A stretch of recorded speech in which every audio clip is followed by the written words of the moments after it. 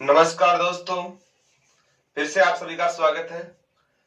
हम पिछली कक्षाओं में शब्द शुद्धिकरण के बारे में पढ़ रहे थे और शब्द शुद्धिकरण से संबंधित पिछले 3 दिनों में हमने 9 नियम पढ़ लिए थे।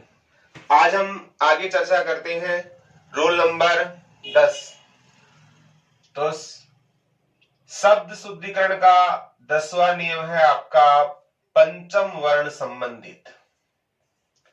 पंचम वर्ण कह दो, पंचमाक्षर कह दो, या आपके अनुस्वार या अनुनासिक संबंधी। तो आज हम पढ़ेंगे पंचम अक्षर के बारे में, अनुस्वार और अनुनासिक। अनुस्वार पढ़ लिया था हमने, किसी वर्ण के ऊपर लगने वाला बिंदु। अनुनासिक क्या होता है आपका चंद्र बिंदु। तो कई जगह हम क्या करते हैं, अनुस्वार के स्थान पर अनुनासिक लगा देते हैं और कई जगह हम चंद्र बिंदु के स्थान पर अनुस्वार लगा देते हैं। तो आज हम इसके बारे में चर्चा करेंगे कि कौन सा वर्ण कहां पर आता है। जैसे मान लो आपके सामने शब्द है संजय। अब आप संजय का ये रूप तो जानते हो, संजय इस प्रकार से लिखते हो। अब आपके सामने सही आ गया, पूछ लिया कि संजय कौन सा है, स न जय, ये सही है या फिर आपका संजय ये सही है। हम ऑलमोस्ट क्या बोलते हैं, न की दौड़ी लेते हैं। ध्यान रखना, संजय में संजय आपका ये सही नहीं है। क्यों?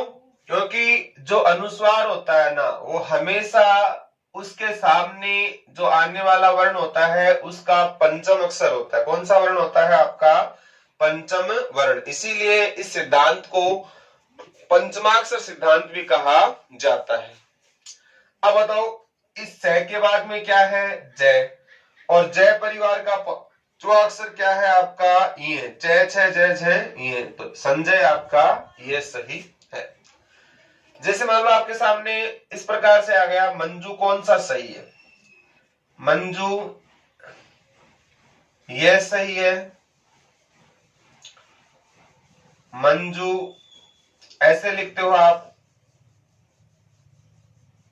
मंजू, मंजू, मंजू। अब निम्न में से आपके सामने स्थिति पूछ ली जाए कि कौन सा शब्द सही है, कौन से गलत है आपके सामने। ध्यान रखना, हम ऑलमोस्ट मंजू में क्या लिखते हैं, बड़ा लिखते हैं।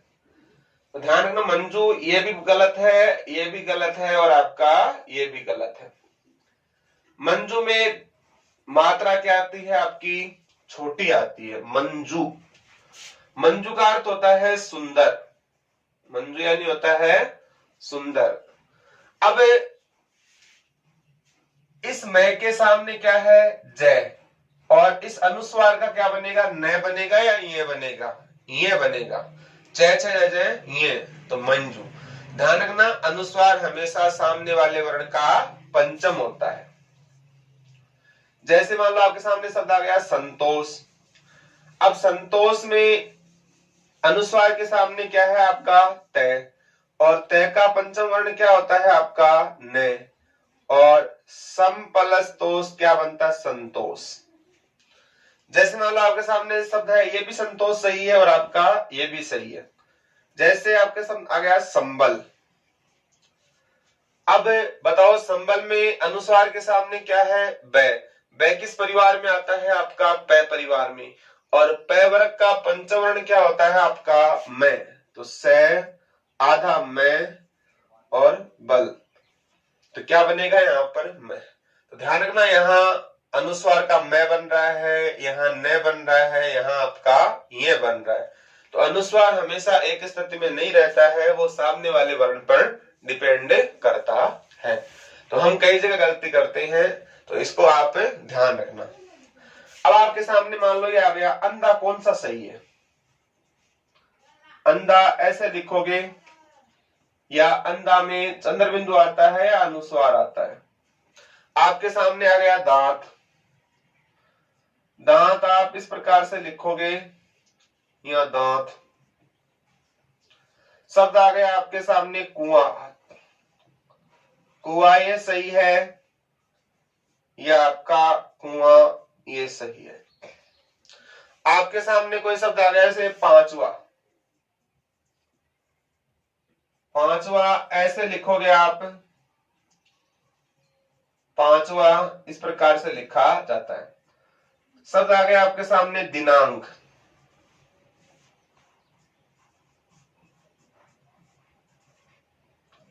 शब्द आ गया आंसू,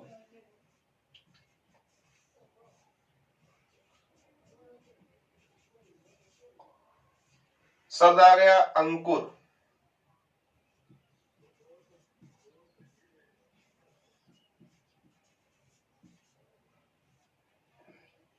कौन सा सही है, कौन सा आपका गलत है? अंतर इतना ही है, कहीं अनुस्वार लगा हुआ है, कहीं आपका चंद्र बिंदु। चंद्र बिंदु अनुस्वार, चंद्र बिंदु इसमें कूपर है, इस पर आपका आपर है। तो बताओ अंधा शब्द है, उसमें अनुस्वार आता है या चंद्र बिंदु आता है?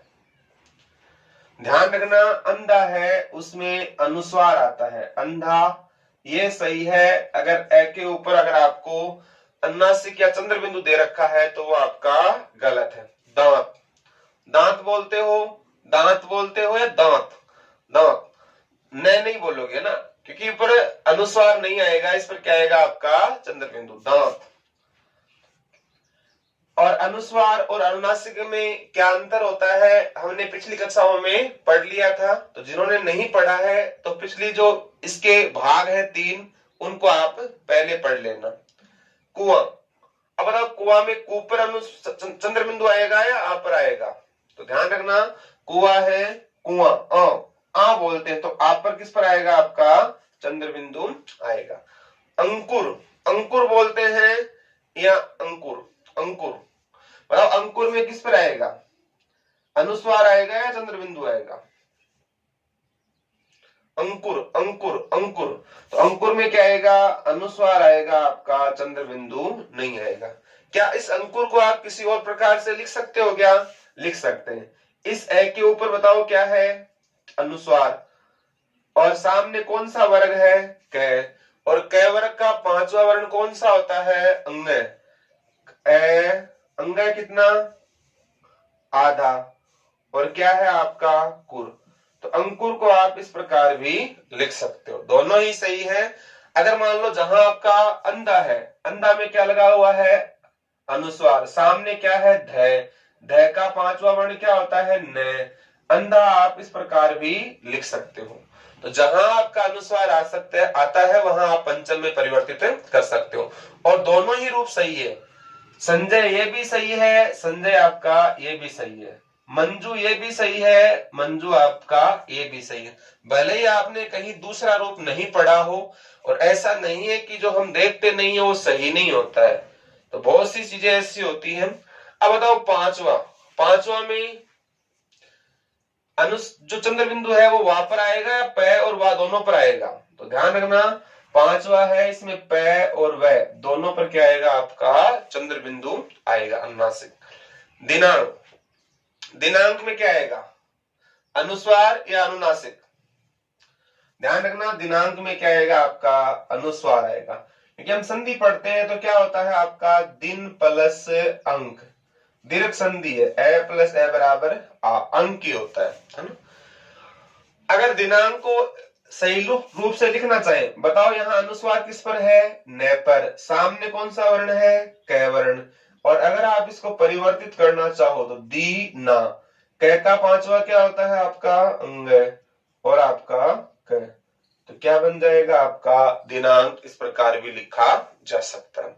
आंसू में अनुस्वार आएगा या चंद्र बिंदु आएगा? तो ध्यान रखना, आंसू शब्द है, इसमें क्या आता है आपका चंद्र बिंदु आता है, अनुस्वार नहीं आता है।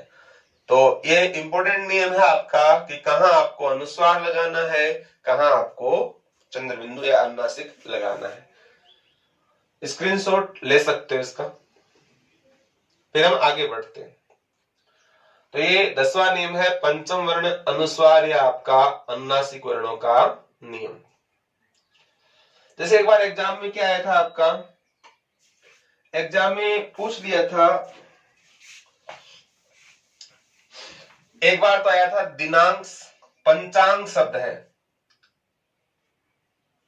इस पंचांग का शुद्ध रूप लिखो। अब बताओ पंचांग में पै पर भी अनुस्वार आता है, च पर भी आता है। अब इस पै के सामने क्या है, च है, और च का पांचवा क्या होता है, ये चा का चा। च पर भी क्या है, अनुस्वार, और च के सामने क्या है, ग, और ग का पांचवा क्या होता है, अंग। कितना, आधा। पंचांग को आप इस प्रकार भी लिख सकते हो। एक बार एग्जाम में आया था गंगा शब्द का आप शुद्ध रूप लिखो। अब बताओ अनुस्वार है, इसके सामने क्या आ रहा है, ग, और ग का पांचवा होता है आपका अंग, तो गंगा को आप इस प्रकार भी लिख सकते हो। तो ये आपका पंचम वर्ण का नियम है।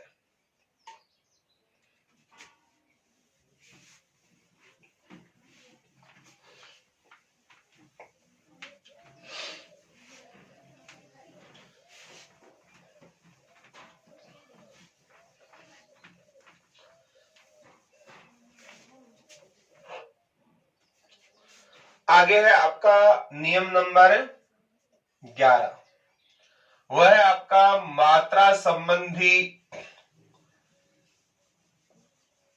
नियम। अब मात्रा संबंधी में क्या है, जैसे किसी वर्ण पर मात्रा छोटी होती है आप वहां बड़ी लगा देते हो। अगर मान लो कहीं बड़ी मात्रा है वहां पर आपने क्या लगा दिया, छोटी मात्रा लगा दिया, या ह्रस्व के स्थान पर दीर्घ लगा दी। तो अगर आप मात्रा सही नहीं लगाते हो तो आपका अशुद्धि कैसी होती है, आपकी मात्रा संबंधी। जैसे मान लो एग्जाम में आपके सामने आ गया त्योहार, इस प्रकार से ऑप्शन आ गए, त्योहार ऐसे लिखोगे, एक मात्रा है ओ की, और यहां इसी त्योहार पर क्या लगा दिया सामने, अनुस्वार, त्योहार ये लिखोगे। त्योहार में दो मात्रा आएगी, या इन दो मात्राओं के साथ फिर क्या लगा दिया आपका बिंदी। कौन सा सही है, जैसे आपका त्योहार है वैसे एग्जाम में आता है न्योछावर। न्योछावर कितनी मात्रा है आपकी, एक मात्रा, इसी के पास क्या लगा दिया आपका बिंदी लगा दिया, न्योछावर, है ना, टिमकली कह सकते हो ना, न्योछावर। दो मात्रा आएगी, या फिर आपका न्योछावर, ये सही है। कौन सा सही है, कौन सा आपका गलत। अब चारों ऑप्शन इस प्रकार से आ गए, बड़ी दुविधा की स्थिति हो जाती है किसको सही माना जाए और किसको गलत माना जाए। ध्यान रखना, त्योहार और न्योछावर जो शब्द है उनमें हमेशा मात्रा एक ही आती है, किसकी, ओ की मात्रा आती है, और इसके साथ कोई अनुस्वार नहीं लगता है, न औ की मात्रा आती है। तो त्योहार और न्योछावर दोनों में आपकी एक ही मात्रा आती है, ओ की। तो ध्यान रखना, इंपॉर्टेंट शब्द है। जैसे मान लो आपके सामने शब्द आ गया प्रतिलिपि। प्रतिलिपि ये सही है, या प्रतिलिपि ये सही है। जैसे शब्द आ गया प्रतिनिधि, इसको सही मानोगे आप, या प्रतिनिधि ये सही है।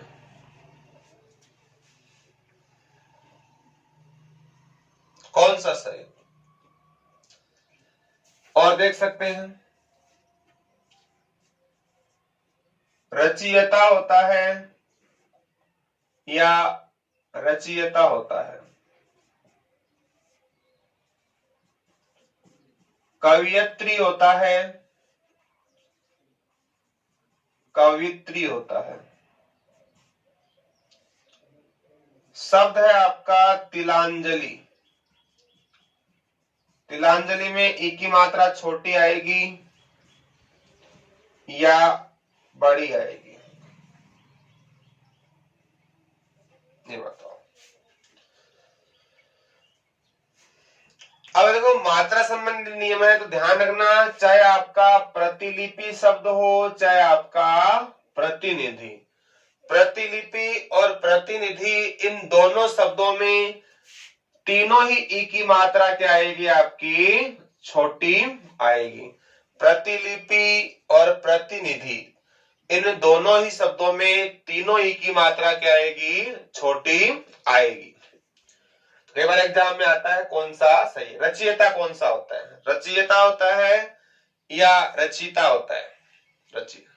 ध्यान रखना चाहे कवियत्री हो चाहे रचयिता हो, इन दोनों में जो ई की मात्रा आएगी वो किस पर आएगी आपकी ये के ऊपर आएगी। तो ध्यान रखना रचयिता और कवियत्री दोनों में जो ई की मात्रा है वो किसके सामने आएगी आपकी साथ आएगी ये के साथ।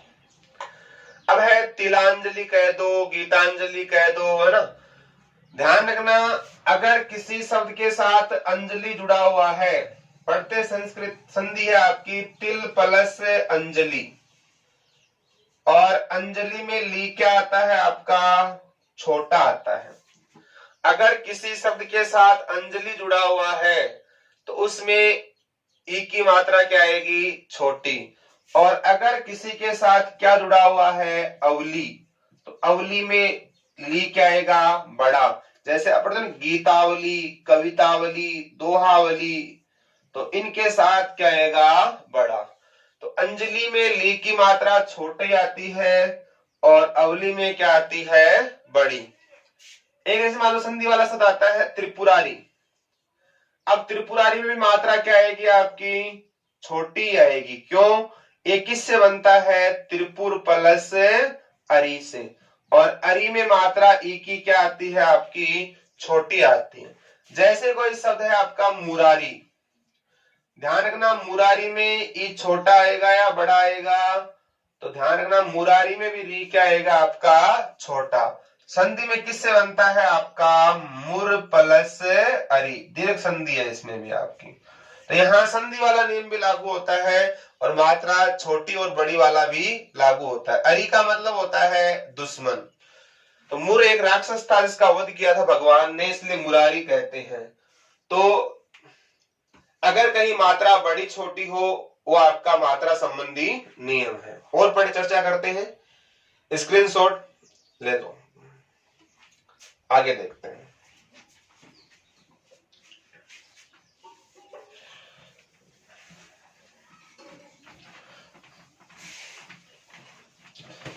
जैसे कुछ शब्द और पढ़ते हैं आपके,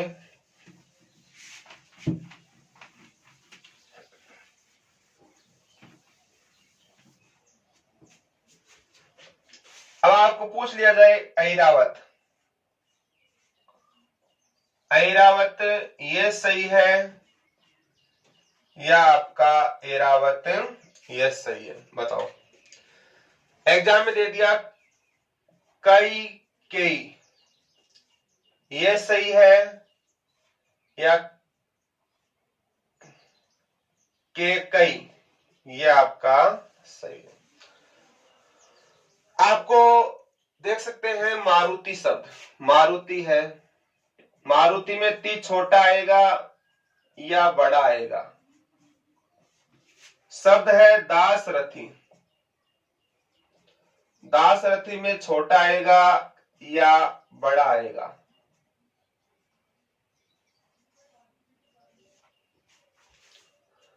अतिथि शब्द है,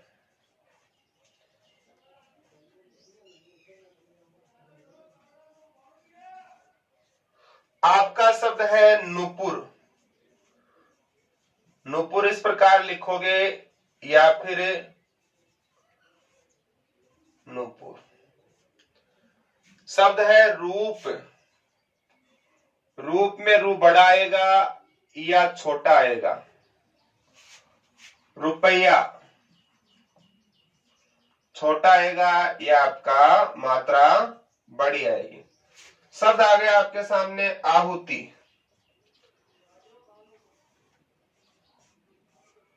छोटी मात्रा आएगी या बड़ी मात्रा आएगी इसके अंदर। अब इसी प्रकार से एग्जाम में आते हैं कौन सा शुद्ध है कौन सा आपका अशुद्ध है। ऐरावत होता है या ऐरावत होता है, तो ध्यान रखना आपका शब्द होता है ऐरावत। इंद्र के हाथी का नाम क्या था आपका ऐरावत, तो इसमें ऐ आता है, ए आपका गलत। वैसे आता ना ऐश्वर्या, वो ऐश्वर्या होता है, तो ऐश्वर्या में भी क्या आता है आपका ऐ आता है, ऐश्वर्या ऐरावत। कई कई होता है या के कई होता है, तो ध्यान रखना ये भी क्या होता है आपका कई कई। मारुति में ती छोटा आएगा या बड़ा आएगा, ध्यान रखना मारुति में जो ई की मात्रा आती है वो क्या आती है आपकी छोटी। मारुति किसको कहते हैं, किससे बना है आपका मरुत, मरुत में क्या है आपका ई प्रत्यय है। कैसे अशुद्धि हो गई है, प्रत्यय संबंधी भी हो गई आपकी और आपकी मात्रा संबंधी अशुद्धि भी है। दासरथी, दासरथी शब्द किससे बनता है आपका दशरथ, और दशरथ में क्या लगा हुआ है आपका छोटा ई। राजा दशरथ के पुत्र हैं, उन्हें क्या कहा जाता है आपका दासरथी कहा जाता है। जैसे मान लो आप अतिथि, अतिथि में ध्यान रखना तिथि शब्द है, उसमें ती और थी दोनों ही क्या आती है छोटी। ए यानी नहीं, तिथि यानी तिथि, जिसके आने की आपको तिथि ज्ञात नहीं हो उसे क्या कहा जाता है अतिथि कहा जाता है।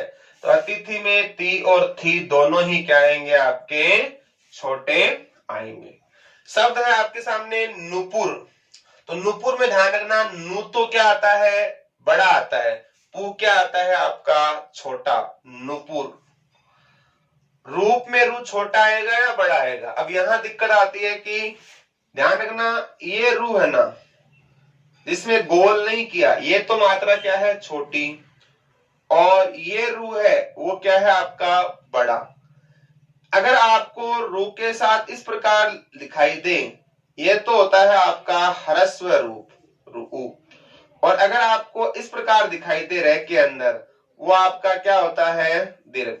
तो रू छोटा भी होता है बड़ा भी होता है। बाकी सामान्य शब्दों में ऊ की मात्रा छोटी क्या लगती है आपकी छोटा ऊ, ये होता है बड़ा ऊ। जैसे क है छोटा कू और बड़ा कू, चू और बड़ा चू। सामान्य स्थिति में ऐसा होता है, लेकिन ये भेदभाव रे के साथ ही क्यों किया गया, ध्यान रखना। ये रे है, इस रे में क्या लगाया छोटा ऊ, तो ये क्या बन गया आपका रू, और इस रे में क्या जोड़ा आपका बड़ा ऊ, तो क्या बन गया आपका रू बन गया। तो ये भेदभाव केवल रे के साथ ही क्यों किया, क्योंकि अगर ये रे है मान लो इसमें ऊ लगा दिया इस प्रकार, तो बताओ रू लगेगा या ऊ लगेगा, ऊ की सी मात्रा लगेगी। अगर मान लो ये रे है इसमें बड़ा ऊ लगाओगे ऐसे, अगर आपस में जुड़ गया तो ये रू लगेगा या ई लगेगा। तो आपको कहीं वर्ण के अंदर भ्रम नहीं हो, गलती नहीं करे आप, इस कारण इनकी मात्राएं इस प्रकार से लगाई जाती है। तो ध्यान रखना रूप है, रूप में रू क्या आता है आपका बड़ा आता है, और रुपया है रुपया क्या होता है आपका छोटा आता है। रूप में रू बड़ा आता है और रुपया में रू क्या आता है छोटा आता है, क्योंकि रूप होता ही बड़ा है किसकी तुलना में रुपये की तुलना में। जो काम रुपये से नहीं होते हैं वो किससे हो जाते हैं आपके रूप से हो जाते हैं। तो रूप बड़ा होता है किसकी तुलना में। अगर हम बात करते हैं शक्तियों की, तो सबसे बड़ी ताकत किस में होती है आपकी शब्दों में, उसके बाद में क्या आता है आपका रूप, और उसके बाद में क्या आता है आपका रुपया। सबसे बड़ी ताकत होती है व्यक्ति की वाणी, व्यक्ति के शब्द, उनमें सबसे बड़ी ताकतें होती हैं। अब आपको ये लगता होगा कि भले ही कि इस बात से सहमत नहीं होंगे, क्योंकि आज आप सोचते हो कि युग कैसा है अर्थ प्रधान है, और आप सबसे बड़ा क्या मानते हो रुपया मानते हो। नहीं, रुपया सबसे बड़ा नहीं होता। कैसे, आपने बचपन में कहानी पढ़ी होगी मुंशी प्रेमचंद की नमक का दरोगा। वो पैसे में उसे खरीदना चाहता है, क्या बिक जाता है, क्या नहीं बिकता। इसका मतलब अगर पैसे में ताकत होती तो उसको खरीद सकता था। क्या आज पैसे से आप सब कुछ खरीद सकते हो क्या? नहीं खरीद सकते। इसका मतलब पैसा सबसे बड़ा नहीं होता। आपका पहले आया था 2G घोटाला, हुआ था ना, और 2G घोटाला में नाम आता है ए राजा, नीरा राडिया, इनका। तो वो पैसे देकर खरीदना चाहता है, लेकिन क्या उन पैसों से वो उसको खरीद सकता है क्या? नहीं खरीद सकता। तो रुपए की ताकत काम नहीं आती है। जैसे मान लो बड़े बड़े सन्यासी होते हैं, और क्या उन्हें पैसे देकर इंसान खरीद सकता है? जिनके पास जैसे मान लो पहले से खूब सारे पैसे हैं और उन्हें हम पैसे देकर नहीं खरीद सकते। फिर क्या करते हैं? किसी को फंसाने के लिए किस रूप में किसका सहारा लेते हैं? स्त्री जाति का सहारा लिया जाता है, और फिर उसको कलंकित करके, यानी जो इंसान पैसों से नहीं फंसता है उसको किस में फंसाया जाता है? रूप के जाल में फंसाया जाता है। इसका मतलब पैसे से बड़ी ताकत किसकी होती है? आपकी रूप की होती है। शब्दों की कैसे होती है सबसे बड़ी ताकत? होती है या नहीं होती? जैसे एक बार क्या हुआ था, विवेकानंद जी कहीं गए हुए थे विदेश, वहां किसी ने प्रश्न कर लिया उनसे कि हमने सुना है कि आपके देश में एक राजा हुए थे कृष्ण, और उनके पीछे लाखों गोपिकाएं दीवानी थी, उनके पीछे पीछे चलती रहती थी। क्या ऐसा हो सकता है कि किसी एक व्यक्ति के पीछे हजारों लाखों लोग दीवाने हों? तो विवेकानंद ने कहा मैं आपके प्रश्न का कल उत्तर दूंगा। दूसरे दिन वो सारे लोग एक बड़े से जो उद्यान है उसमें एकत्रित होते हैं। विवेकानंद जी उनके सामने खड़े होते हैं और धीरे धीरे प्रवचन देना शुरू करते हैं, और सारी जनता उन प्रवचनों को ध्यान मग्न होकर सुनती है। जब विवेकानंद जी प्रवचन देते हैं, धीरे धीरे अपने कदमों को पीछे बढ़ाते हैं, और सारी जनता उनके वचनों से इतनी प्रभावित होती है कि वो पीछे सरकते हैं, सारी जनता उनके पीछे पीछे चलने लग जाती है। कुछ समय बाद जब वो अपना प्रवचन समाप्त करते हैं, तब लोगों से कहते हैं कि अब आप देखो कहां हो। तो जिस स्थान पर वो खड़े हुए थे उससे कई दूर आगे चले गए थे। तो विवेकानंद ने कहा कि जस मेरे जैसा एक व्यक्ति आपको अपने पीछे चला सकता है तो वो तो क्या थे? भगवान थे। इसलिए ताकत किसमें होती है? आपकी शब्दों में। शब्द सर्वोपरि माने जाते हैं। अगर आपके सामने आ जाए पड़ोसी शब्द है, पड़ोसी में बताओ एक मात्रा आएगी या दो आएगी? पड़ोसी में एक ही मात्रा आएगी। पड़ोसी, ध्यान रखना, कोई अनुस्वार नहीं लगता है ऊपर, एक मात्रा। पड़ोसी इसका क्या होता है? स्त्रीलिंग पड़ोसिन होता है, ठीक है ना। तो मात्रा छोटी बड़ी जहां आए वो आपका मात्रा संबंधी नियम होता है। स्क्रीनशॉट ले लो।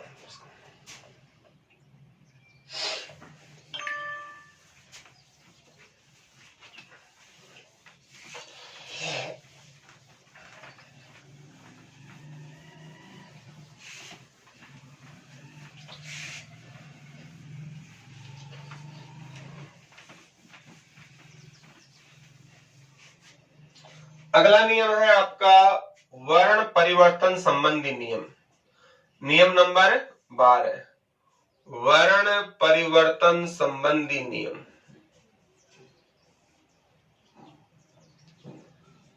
वर्ण परिवर्तन संबंधी नियम। अब वर्ण परिवर्तन में क्या होता है? जैसे मान लो आपको कहीं पर आपको लिखना था क, आपने लिख दिया ख।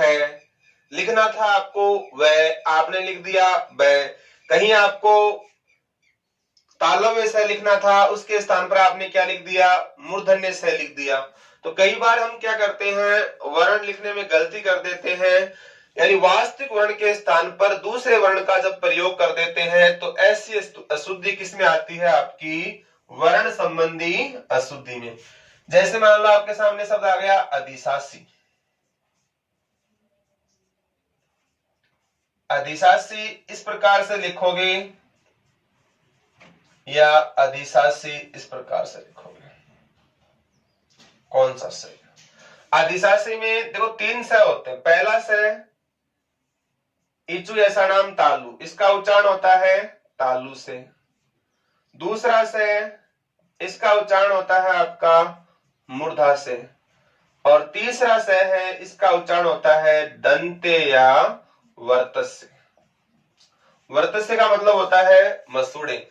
हम ऑलमोस्ट बोलते हैं स, वो उच्चारण आपका गलत है। श, तीनों का उच्चारण अलग होता है। श। पहला से तालु से उच्चारित होता है, दूसरा मूर्धा से, तीसरा आपका दत्त से या वर्तस से। अब आपके सामने आ गया नृशंस शब्द, नृशंस। तो नृशंस आप ऐसे लिखोगे या नृशंस, इस प्रकार से लिखा जाएगा। कौन सा सही है? अधिशासी ये है या ये है? ध्यान रखना, ऑलमोस्ट हम अधिशासी में क्या लिखते हैं? मूर्धन्य से। ये गलत है। अधिशासी में कौन सा से आता है आपका? दंते से आता है। ध्यान रखना, शासी ये हम पढ़ते ना, शासन। शासन में कौन सा से आता है आपका? शासन लिखते हैं। शासन से ही क्या है? इस से में क्या लगा दिया आपका? ईशासी। नृशंस कौन सा सही है आपका? नृशंस में मूर्धन्य से आएगा या आपका दंते से आएगा? ध्यान रखना, नृशंस में क्या आता है आपका? दंते से आता है। नृशंस, इसमें कौन सा से आता है आपका? दंते से का उपयोग किया जाता है। जैसे मान लो आपके सामने शब्द आ गया श्राप। श्राप होता है या साप होता है? आप किसी को श्राप देते हो या साप होता है? ध्यान रखना, श्राप शब्द है वो गलत है। सही शब्द क्या होता है? साप होता है। हम बोलते ना अभिशाप, तो साप होता है, श्राप नहीं होता।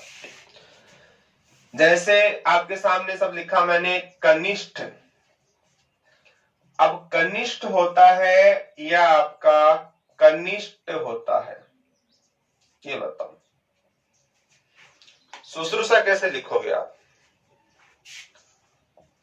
शुश्रूषा इस प्रकार से लिखोगे, ये आपका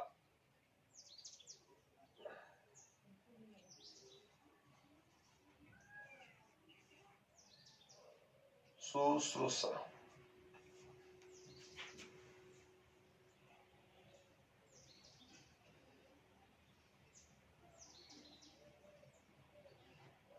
कौन सा सही है इसमें?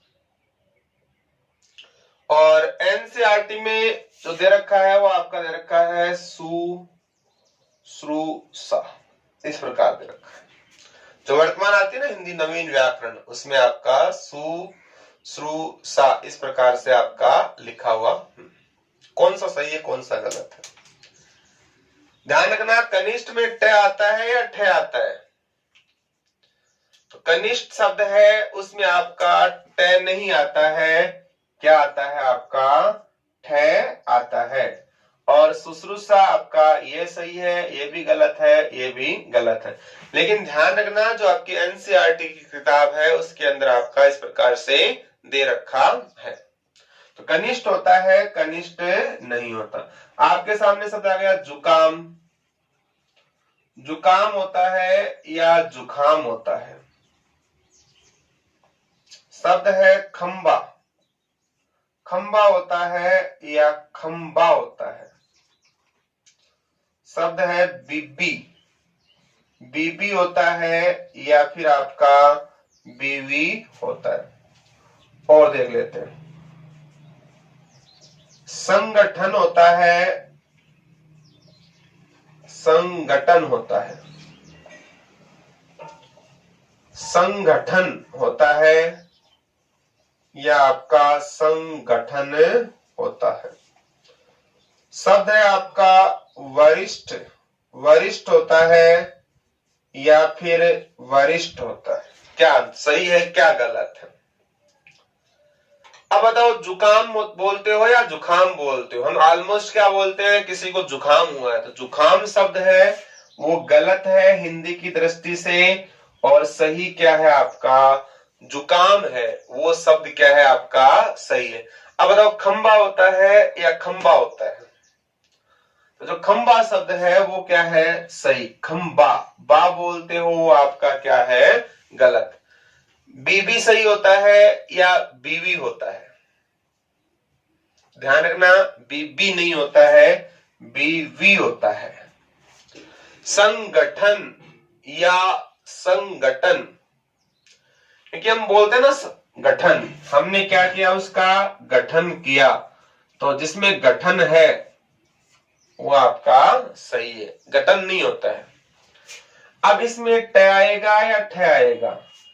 संगठन होता है या संगठन होता है? तो ध्यान रखना, इसमें क्या आएगा आपका, ट आएगा या ठ आएगा? ट आएगा, क्योंकि हम बोलते हैं ना घटना, घटना में क्या आता है, ट आता है, तो इसमें भी क्या आएगा आपका ट आएगा। वरिष्ठ होता है या वरिष्ठ होता है? तो ध्यान रखना, वरिष्ठ में आपका क्या आता है, ठ आता है, ट नहीं आता। जैसे आप बाजार से लाते हो, वो सेब होता है या आपका सेब होता है? सही शब्द क्या है, सेब या सेब? तो ध्यान रखना, यहां पर क्या होता है आपका, सेब सही होता है, नहीं सॉरी, सेब होता है, और हम ऑलमोस्ट क्या बोलते हैं आपका, सेब बोलते हैं। पूछ लिया जाए, कैलाश शब्द है, कैलाश में से पहला आता है या फिर कैलाश में आपका तीसरा से आता है? ऑलमोस्ट हम कैलाश में क्या लिखते हैं, से पहला लिखते हैं, तालव्य वाला, ये गलत है। कैलाश में तीसरा से आता है, कौन सा आपका, दंते से आता है। अब तीसरा कैसे आया बताओ, तो लाश और लाश, वैसे इसका तोड़ नहीं रहा हूं मैं, बता रहा हूं ऑलमोस्ट। एक देखो लाश होता है, लाश में पहला से आता है, और एक लाश होता है, उसमें कौन सा से आता है आपका, तीसरा से आता है। ये लाश, इसका मतलब क्या होता है, जिसमें पहला से आए लाश, लाश का मतलब होता है मृत शरीर, डेड बॉडी, और इस लाश का मतलब क्या होता है, पढ़ते ना, उत्पलस लाश, उल्लास, उल्लास यानी क्या होता है आपका प्रसन्नता। तो लाश में दोनों ही होते हैं, युग्म शब्द है लाश, यानी डेड बॉडी, मृत शरीर, इस लाश का मतलब होता है प्रसन्नता। तो कैलाश एक ऐसा पर्वत है जहां पर जाने से व्यक्ति का मन आनंदित होता है, इसलिए उसे क्या कहा जाता है, कैलाश कहा जाता है। तो यह आपका तीसरा नियम हुआ आज, 12वां नियम, वर्ण परिवर्तन संबंधी नियम। स्क्रीनशॉट ले लेना इसका। आज के लिए इतना ही, फिर मिलते हैं, आगे और पढ़ेंगे आपके शब्द शुद्धिकरण के बारे में। जय हिंद, जय भारत।